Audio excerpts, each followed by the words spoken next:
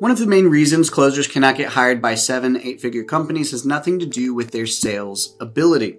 It is simply the fact that they cannot stand out in their loom video even if their life depended on it. So in this video, I'm going to show you exactly how to make a loom video that gets you hired by the unicorn companies in the space so you can stop making inconsistent income in sales and finally achieve the freedom that you got into sales for. Now, as a manager who's hired and fired hundreds of salespeople at this point, this is exactly how 90% of looms look like.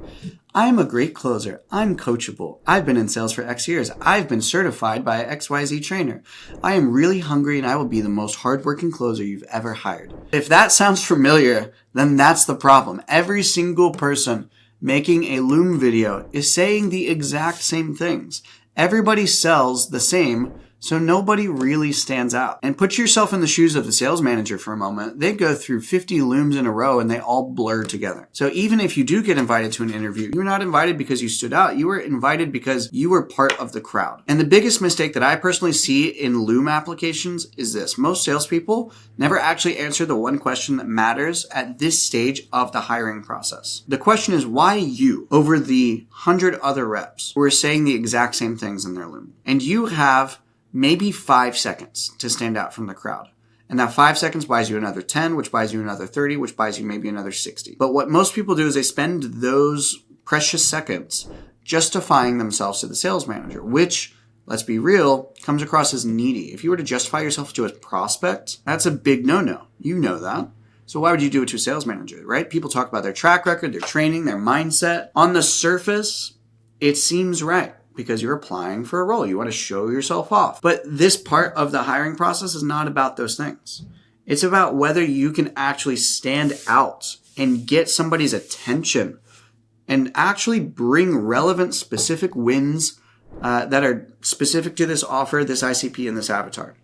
Instead of just generic wins like I've closed XYZ amount of revenue that you could just copy and paste to every single company that you apply to. So what you should be doing instead is, number one, lead with a specific result that's directly relevant to their offer, their ICP, and their avatar instead of generic wins. You should be showing them that you understand their world while you talk about yourself. Reference something specific about their offer or their market that proves that you have done your homework, that you have experience in these things, that you have learned things, right? Every claim that you make about yourself needs a proof or a story attached to it. Not I'm coachable, but the moment that actually proved it from your past, an achievement or an award, right?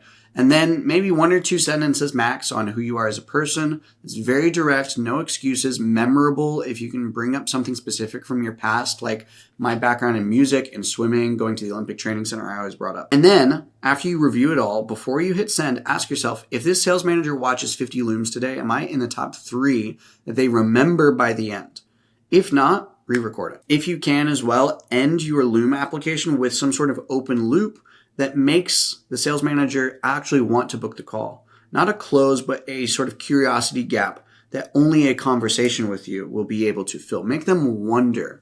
Make them go to bed that night fearful that if they don't hop on an interview with you, that they are missing out on something. Now, here's a couple of advanced psychological tactics that you can use from my Black Belt Closer Vault. If you are still watching sales content and you still haven't joined the Sales Dojo, what are you waiting for? It's free to enter. You have the best sales training in the world. You have access to 7-figure offers, actually make money, and you don't have to pay thousands of dollars to enter. So join the Sales Dojo from the link in the description below, the last sales training you will ever need. Number 1 is embedded case studies. So instead of listing achievements separately, right, proof is woven naturally into a conversation so that it lands as a real experience rather than a rehearsed pitch. So people trust what feels like a natural detail far more than what feels like a highlight reel. So weave things in throughout the loom rather than just listing things like I've done this, I've done this, I've done this, I've done this. Number 2, you can use what's called an installation gap. So if you give someone enough information to become genuinely curious, but not enough to feel satisfied, creating a gap that only the next step can fill, right? That gap itself becomes a reason why they take action. So again, this idea of an open loop at the end of your loom application, making them wonder, making them feel like they miss out if they on something, even if it's just an answer to a question, unless they book the call with you, that's a fantastic way to end your loom to make sure that you actually get the interview. So maybe one way you could use this is say something like, I have one specific observation that I found after closing $3 million in deals with these specific types of avatars that makes these specific avatars that you sell to every day actually say no at the last second that I've never seen addressed in any sort of sales training. And I would love to share it on a call with you. Simple as that. I guarantee you the sales manager is booking a call with you.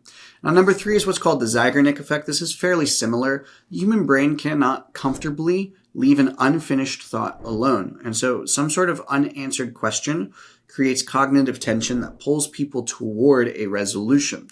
So this tension is what keeps people's attention and actually drives them forward towards the next action. So one way that you could potentially use this is saying something along the lines of, here's what I would like to find out on a call with you, Mr. Sales Manager, in order to see if this might actually be a fit.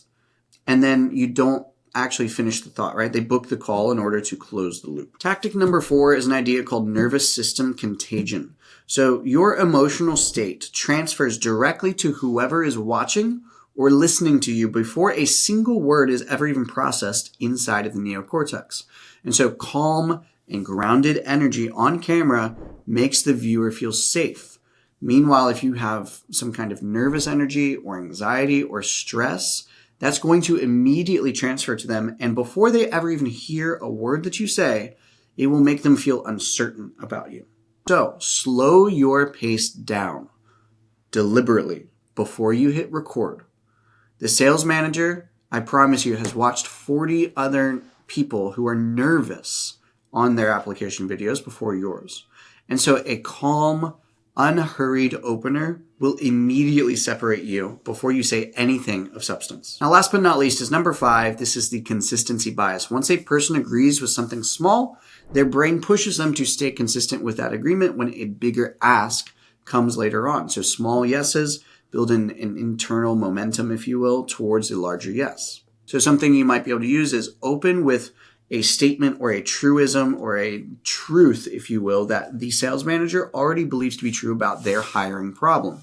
And once they are mentally nodding yes, every single claim that you make after that will get evaluated through a filter that's closer towards a yes than it may have previously. So this doesn't necessarily mean if you get them to say yes at the very beginning, they're going to say yes to hiring you, but it means it's going to be more likely every time that you do it. So if you can drop things like truisms, you'll do fantastic. If you want access to sales opportunities that nobody else knows about, feedback that's actually specific to you, and to learn from people who are already making 20, 30, 50K a month without paying high ticket prices, without waiting through 2-hour group calls to get your question answered, and without being stuck around people who aren't serious, join the Sales Dojo. It's affordable, it works, and I would be willing to bet it is the last sales training that you will ever need, better than any high ticket program that you ever put it up against.